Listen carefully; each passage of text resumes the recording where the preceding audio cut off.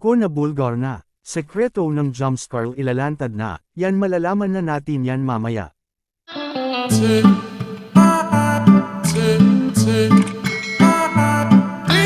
Isa namang mapalang araw sa inyong lahat mga kalingap, sana po ay lagi kayong nakasuporta sa aking ginagawang reaction video.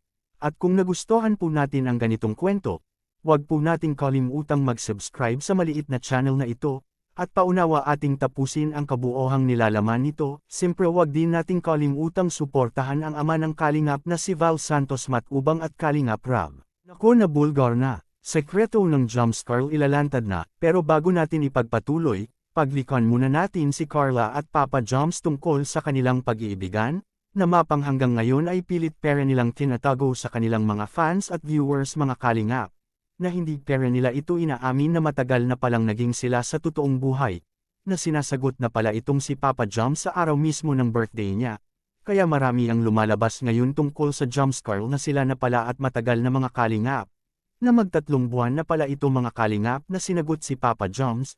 Pero kahit ganun pa man na kahit hindi man nila inaamin ng totoo ang kanilang pag-iibigan, ay i-respeto pera natin ang jumpscare mga kalingap sa kanilang mga desisyon sa buhay, at ating suportahan na lang ang kanilang nabubuong pagmamahalan sa isa't isa, para magtuloy-tuloy pera ang pagbibigay nila ng ligaya at saya para sa mga taong humahanga sa jumpscare mga kalingap. Sa kabilang dapo naman sekreto ng jumpscare na bulgar na, at ano naman kaya ito? Ito na kaya ang hinihintay ng mga fans at viewers na matagal na nating inaabangan, tiyak magugulat talaga ang lahat mga kalingap sa makapanood ng video. Ano kaya ang magiging reaksyon ng mga fans at viewers lalo na sa mga manunood kung aaminin na nila ang totoo? Tiyak mapapatalon ka na ang bigla na hindi mo aasahan mga kalingap, sapagkat malalaman na natin ang buong katotohanan nila Carla at Papa Joms, sa kanilang secret love na hanggang ngayon ay nanatili pera nilang tinatago sa mga viewers mga kalingap. Pero ngayon lang ay mabubulgar na ang kanilang pag-iibigan ni Carla at Papa Joms, sapagkat si Carla mismo ang nagbulgar nito na tinatawag lang naman si Papa Joms, na bibimiss na kita. At ito ang kuha na nagpapatunay na totoong sila na mga kalingap, ating panoorin sa maikling video. Papakita ko lang para hindi na kayo maghintay. Ikaw lang isigaw mo na. Ito, isa lang po yung bulong ha, pero yung bulong ito. Isang bulong lang ito.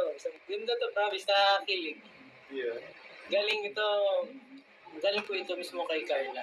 May pinapasabi po siya kay Papa Joms. Yan. Nabasa pa ni Papa Joms.